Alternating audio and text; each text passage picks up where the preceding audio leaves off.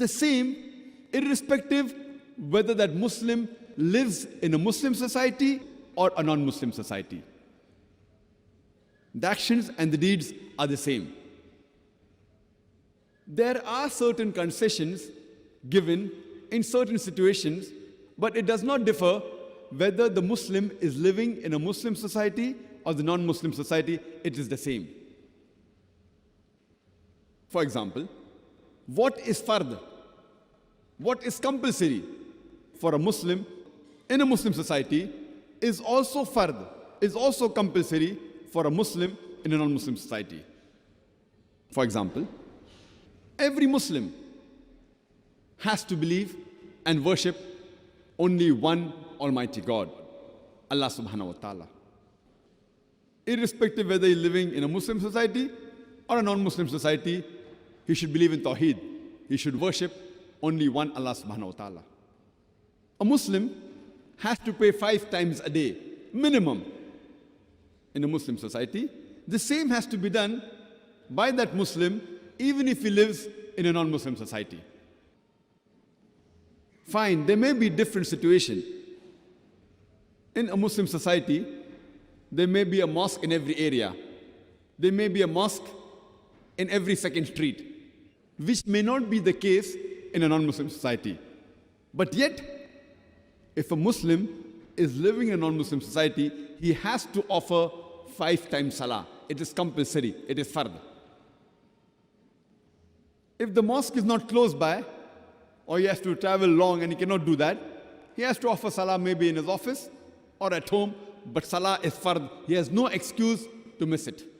A Muslim, irrespective whether he is living in a Muslim or a non-Muslim society, he has to give zakat, if he is entitled to give.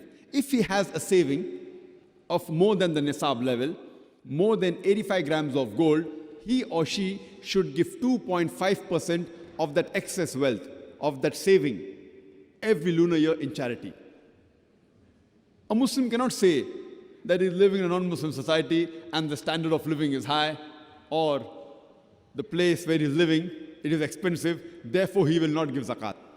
If he has a saving of more than the nisab level, 85 grams of gold, he or she should give zakat every year. A Muslim, irrespective whether they are living in a Muslim or a non-Muslim society, he has to fast in the month of Ramadan. If the days are short in winter, maybe the timings will be less. If it's in summer where the days are long, the timing of the fast would be longer.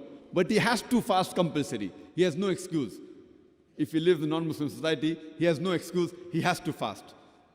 Similarly, a Muslim, if he has the means to perform Hajj, if he is an adult, he should at least perform Hajj once in his lifetime. If he has the means, health, and money, he has to offer Hajj. There's no excuse, even if he's living in a non-Muslim society. He may be living far away from Saudi Arabia, from Makkah. But if he has the means to travel that distance, he has to offer Hajj, at least once in his lifetime. It is fard. In this way, all the faraiz, all the actions and deeds which are compulsory for a Muslim in a Muslim society is also compulsory in a non-Muslim society. A Muslim woman, she has to do hijab, irrespective whether she's living in a Muslim or non-Muslim society. She has no excuse that she's living in a non-Muslim society. That's the reason she will not do hijab. There's no excuse. It's a fard, it has to be done. In this way, all the other fards, being honest, speaking the truth, it is the same. It does not differ. Similarly, what is haram for a Muslim in a Muslim society is also haram for a Muslim in a non-Muslim society. Whichever part of the world he lives in, shirk is haram. He is living in a Muslim society. It's also haram if he's living in a non-Muslim society. There's no excuse that because he's staying in a non-Muslim society or a Western country, he can do shirk. It's haram throughout the world. Similarly, fornication and adultery. It is haram for a Muslim, irrespective whether he's living in a Muslim or non-Muslim society. Irrespective which part of the world he lives in. Pork is haram, whether he lives in a Muslim country or non-Muslim country. Having non-zabiyah food, non-halal food, any meat which is not slaughtered by the Islamic method, or which Quran does not give permission to, it is haram, irrespective whether he's living in a Muslim or non-Muslim society.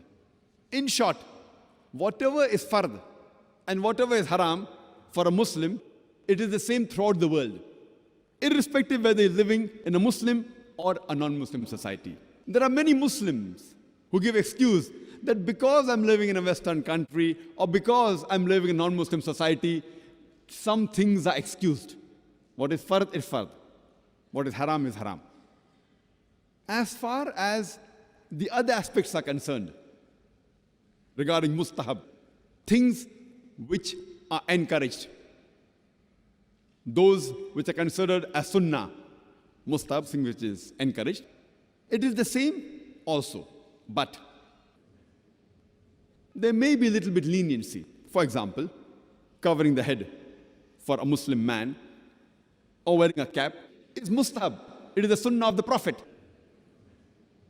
But if you feel that you're living in a non-Muslim society and you feel that wearing a cap may endanger your life, and if you want to avoid that act, you can do it. Because wearing a cap is not fard in Islam.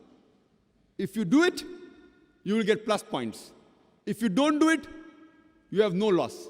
But you will not get the plus points. So living in a non-Muslim society, the thing which is mustahab, if you fear regarding certain aspects and you avoid it, you will not get the plus points. Similarly, things which are makruh, things which are discouraged, are the same throughout the world. But there can be a little bit leniency. For example, going for the call of nature, standing and doing the call of nature, it is makruh. But if you know living in a Western country and the toilets may not permit you, and if you do it, there is no problem, but you will lose the plus points. You don't get negative points. So as far as the fard and the harams are concerned, there is no excuse at all.